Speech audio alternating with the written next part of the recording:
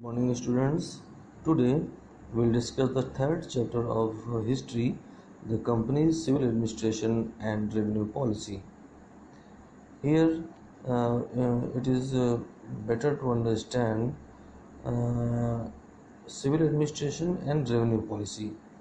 First of all, uh, we must understand what is civil administration. During the colonial periods, civil administration includes only three important terms: uh, maintenance of law and order, peace, and police system. Only three was included in the civil administration. There was no place of welfare of the people. And the revenue policy means mainly land revenue and other taxes. So students, here you keep in your mind that if these how they perform their policies and maintain their system to maintain the land revenue taxes for revenue policy and civil administration. Here now we are going to start the East India Company's military victories in the Carnatic, Plassey, Buxar transformed it from a trading company to political power. The company's new administration responsibilities after the end of the dual government in 1772 involved enormous expenditure. Here, as you know well, Carnatic win in the Carnatic in south after the death of Tipu Sultan, and then Plassey, and then final victory in the Battle of Buxar, given a complete power to rule in India. So now the company's new administration responsibilities after the end of dual government in 1772. Here you must keep in mind that Robert Clive started it, and in 1772 the dual government was ended, and then companies have to make a huge expenditure to maintain their civil administration here. Now the company however had gone bankrupt and had to appeal the parliament for the loan. That time the condition of the company was not well. The parliament gave the loan and began to rule the company's administration in India. It passed several acts such as Regulating Act 1773 and Pitt's India Act 1784, which centralized the British administration in the India. Besides, the Charter Acts passed every 20 years to renew the company's right to eastern trade, gradually increased the parliament's control over the company. Here, students, after the complete control in India, company was nearly bankrupt that time. So the British Parliament taken the control and given the loan to rule in India. So the power of Parliament was gradually increasing that time. Ultimately, in 1858, East India Company rule in India ended, and British Crown took over the administration. And it is very important to understand, students, that after the revolt of 1857, in 1858 the East India Company was the rule of East India Company was ended, and the British Crown took over the control in India. Now we are moving ahead for civil administration. As I told you, that time in British administration focused over only three things: law and order, maintenance of law and order, peace, and police. Structure of administration: the Governor General administered all the British territories in India with the help of member of his council. The head of the administration in India was Governor General. that time. And he was ruling with the help of council. इसके under में एक governor general यहाँ का head था, और उसके under में जो काउंसिल थी वो पूरा वर्क करती थी. There were a large number of officials for carrying out day-to-day administrative tasks at the various level. और अलग अलग लेवल पे एडमिनिस्ट्रेटिव फंक्शन के लिए बहुत सारे ऑफिसर्स हुआ करते थे. दे वर कॉल्ड सिविल सर्वेंट्स. जैसे आज सिविल सर्विसेज के ऑफिसर्स होते हैं, वैसे ही उनको सिविल सर्वेंट्स उस समय कहा जाता था. They belong to the Indian civil services. उस समय इंडियन एडमिनिस्ट्रेटिव सर्विसेज नहीं होती थी, इंडियन सिविल सर्विसेज कहा जाता था, ICS. Founded governor general Lord Cornwallis in 1793. Is very important students. who founded the civil services in India? It was Governor General Lord Cornwallis in 1793. Lord Cornwallis ने 1793 में यहाँ पर सिविल सर्विसेज को start किया. Now for the purpose of administration British India was divided into provinces.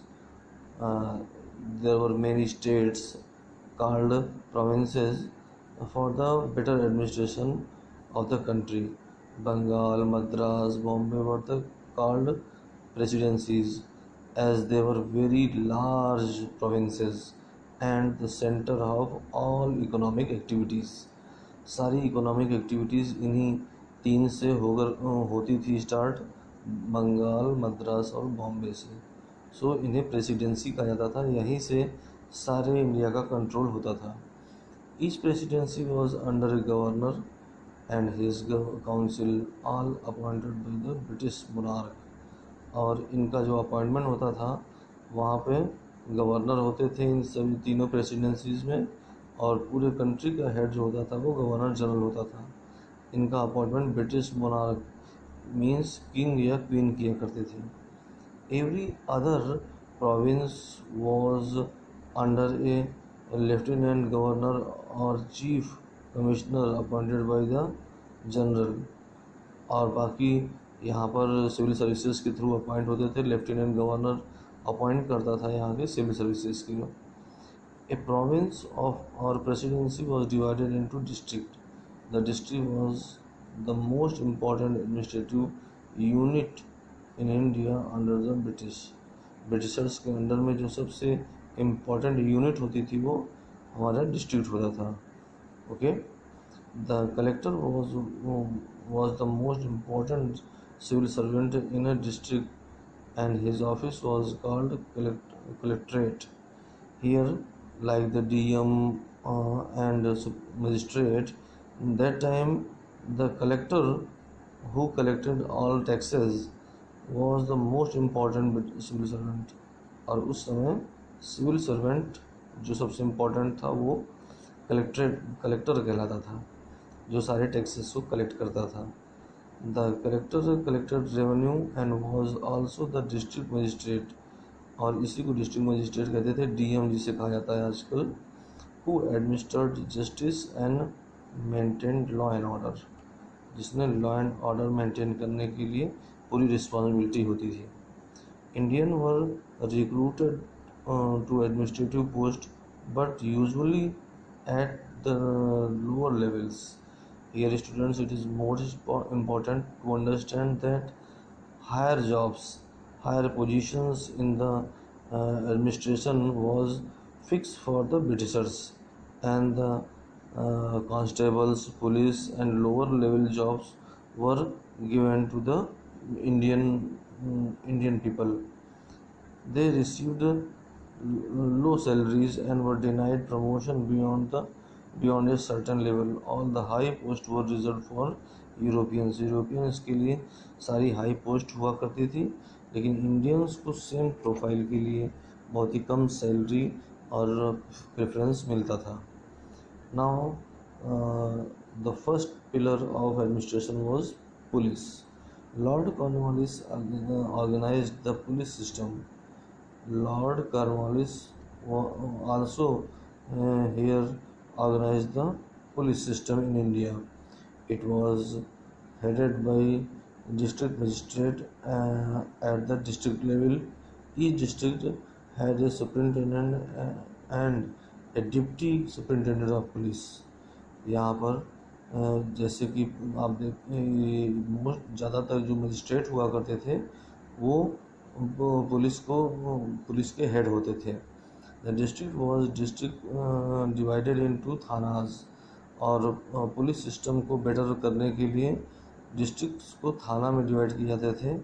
एक district में कई थाने होते थे जहाँ पर ये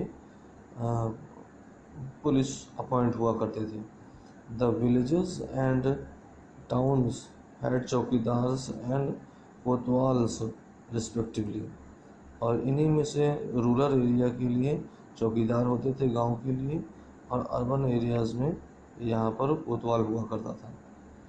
now judicial organization. There was no uniform code of laws in India when the British arrived. यहाँ पर उन्होंने जब ब्रिटिशर्स आए तो उन्होंने देखा कि यहाँ पर लॉ का एप्लीकेशन बिल्कुल लूज था. Initially the company continued with the Hindu law and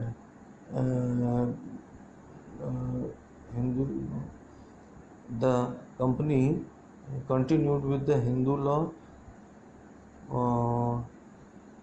traced on the ancient dharmshastras and Muslim laws. Sorry, students, here you must focus that when Britishers came to India and started ruling here, they followed earlier the Hindu laws और Muslim laws. जो यहाँ के जो laws थे उसी के according उन्होंने start किया. बट ग्रेजुअली धीरे धीरे फिर उसको इन सभी सिस्टम को हटाकर अपने अकॉर्डिंग उन्होंने लॉज को यहाँ पर अप्लाई किया. These laws were interpreted by the Hindu pandit and Muslim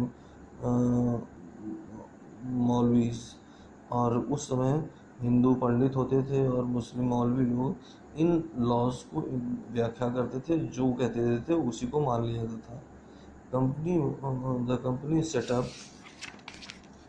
Now here you can see that company set up civil court under the European judges and criminal court under the Muslim muftis and qazis. The regulating act established the Supreme Court at Calcutta 1774. यहाँ पर European जजेस जो होते थे वो civil court में हुआ करते थे.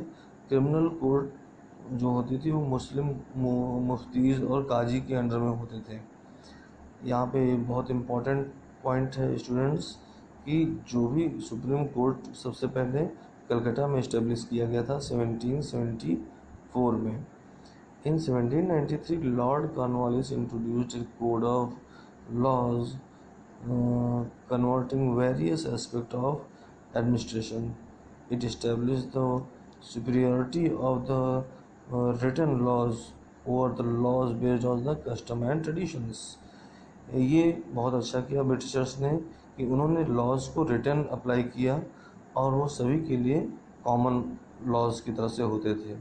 इंडिया में ऐसा रिटन डॉक्यूमेंट्स लॉ का अवेलेबल नहीं था. Now students, it is all about today and we'll discuss the policy of land revenue and other parts of this chapter. So till then, have a nice day.